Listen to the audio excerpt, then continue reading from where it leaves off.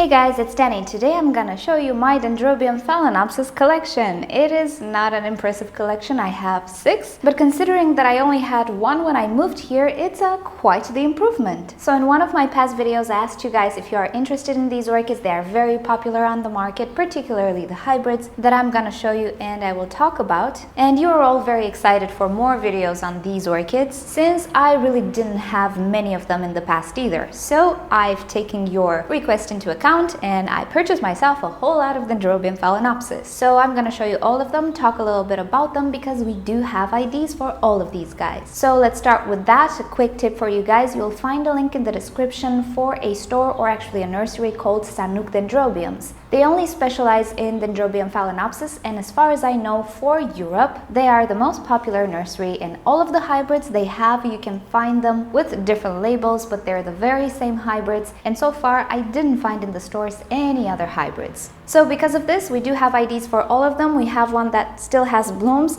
This is my recent acquisition, so let's talk about them. Let's start with the one that was not purchased from stores, and as you can see, he looks kind of different. Now this one is actually a shorter Dendrobium. Mine is not in its full glory right now. When I received it, it was pretty much a young plant, and ever since then, shamefully of me, I kind of mistreated him. But he's a tough little guy, and I have some footage from when this guy was in bloom. I do have an ID for this one as well. It is called Dendrobium Velvet Melody, and I'll share with you down below the presentation link, the presentation video actually, when this guy was in bloom. Now this is not a Sanook hybrid. It's not one that is easily findable in stores. The color is really burgundy, dark red. The Sanook version is more purple. I did see it in the stores, but it's really quite different than this one. I received this one from a friend, and I'm not really sure where she purchased it from. Maybe she ordered it from eBay from Malaysia. She did make an order of seedlings at the time, if I remember correctly. So this is the only one that is not a popular European hybrid, let's call it like that. However, this doesn't mean it's a rare hybrid, and maybe in other territories it is more available. Here in Europe, sadly, we only have a handful of hybrids we find in stores. But you're already acquainted with this guy. Let's get to the other ones. Alrighty, so this is one that I actually purchased last summer at a discount. And a little side note, most of these orchids were purchased at a discount, and all of them from IKEA. It happens to be my only Dendrobium Phalaenopsis provider in my area. I did not see these guys in flower shops, but what can you do? I'm okay with that. Sad thing is, IKEA doesn't really treat their orchids very well, and they're not the best quality either. So even if you purchase this Dendrobium from IKEA at full price, there's no guarantee it's gonna be a healthy plant. Most of the time it happens that it's not. So I don't know why, but it happens. So this guy is the Blue Happiness, and you might remember last summer we repotted him, we made a video. He has beautiful flowers that are a little bit blue. They're not ink blue, they're still a little purple, but it's a very nice cool tone purple. So here's a little update on it. It grew 2 new canes, but they're really tiny, extremely short compared to the initial cane this orchid had. But I think this was the Dendrobium Phalaenopsis which was in the poorest condition when I purchased it. I'm not sure about the new one, but so far this was the worst one. So these new growths are pretty much understandable. We'll see from now if he will start to do a little bit better. So this is again a very popular Dendrobium. It has tiny flowers compared to all the others. Even to its counterpart, which is the Purple Happiness, this one just seems to be the tiniest when it comes to flower.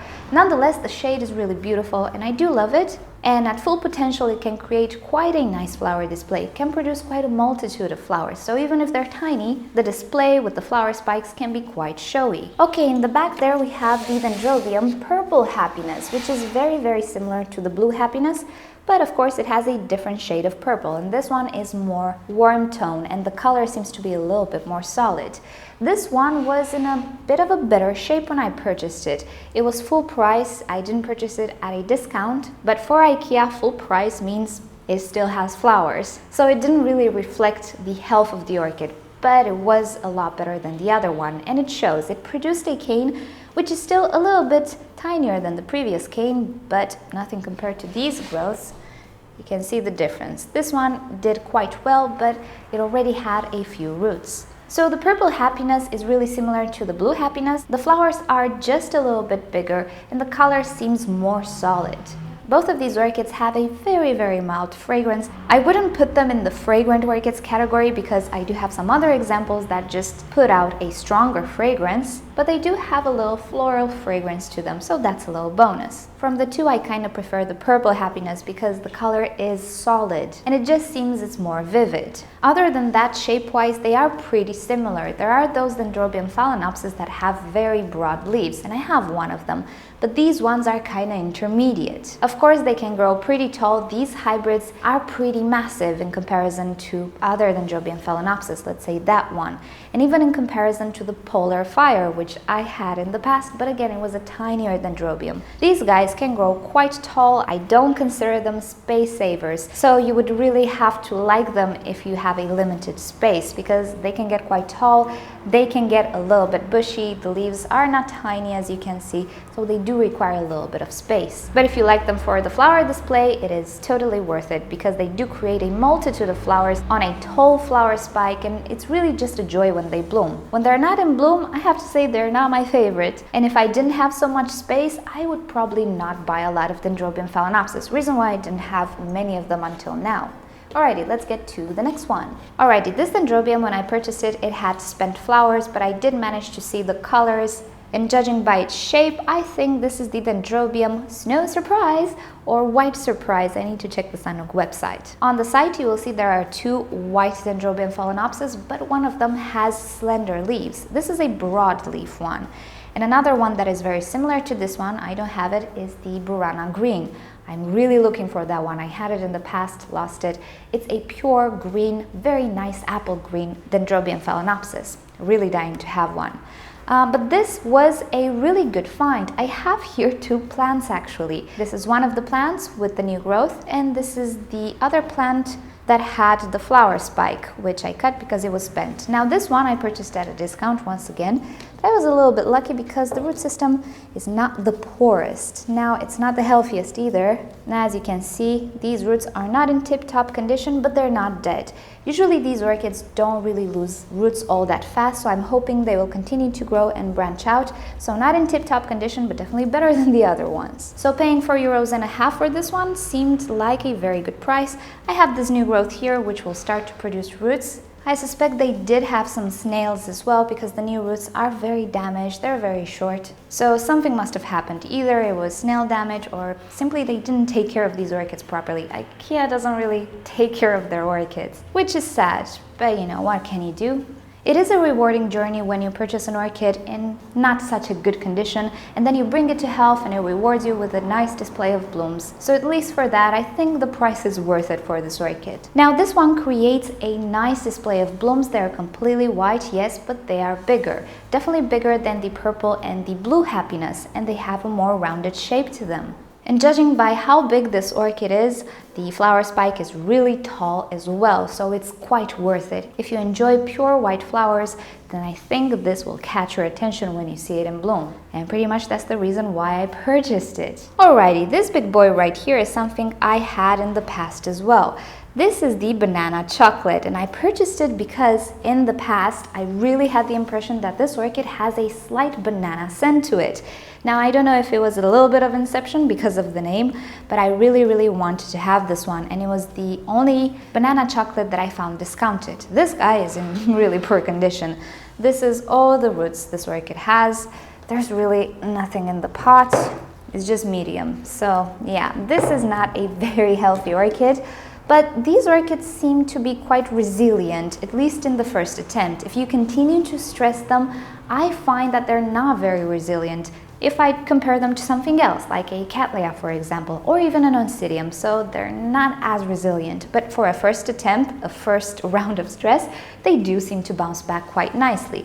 It just takes a while because the new growths will be obviously tinier and most probably they will not bloom, and this orchid creates one set of new pseudobulbs per year. So considering you have to wait 1 year for a cane to mature and it turns out to be very tiny, and then the orchid takes a little bit of a break from growing, it's not dormant, you still need to water it, but it doesn't grow anything until spring comes, and then another pseudobulb matures until winter time. Yeah, it takes a little bit of time for them to become healthy again and put out a nice display, but it's a little journey and it can prove to be enjoyable.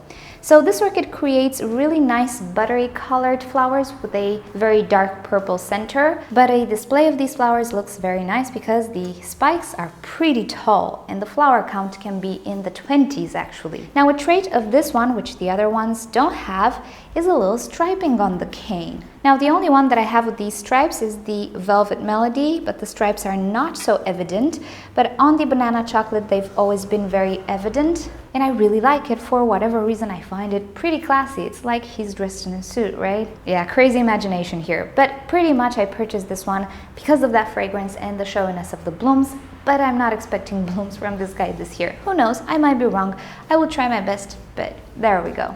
And the last Dendrobium Phalaenopsis that I've actually purchased a few days ago is this one, and if I'm not mistaken, the name of it is Snow Jade. Now these flowers are on their way out and they're kind of green right now. I'm not sure how they appear on the camera, but apparently in pictures it's a little whiter than that. And I really do like this light purple lip. In reality, it's not very vivid. It might just be because these flowers are already fading. There's a little bit of green here as well, but it is a really pretty and kind of elegant orchid. Again, this was the only one of its kind on a discount, and I'm not entirely sure how the root system looks like. I need to repot it.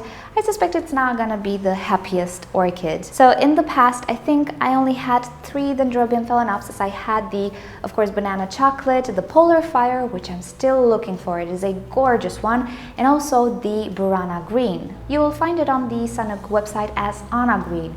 It has beautiful apple green flowers and they have a dark purple center, and to me they have a fragrance as well. I just don't remember the fragrance right now, but I remember they did smell a lot stronger than all the others. So I'm looking for those currently, and if I see them at IKEA, yeah, I might just wait for them to get discounted.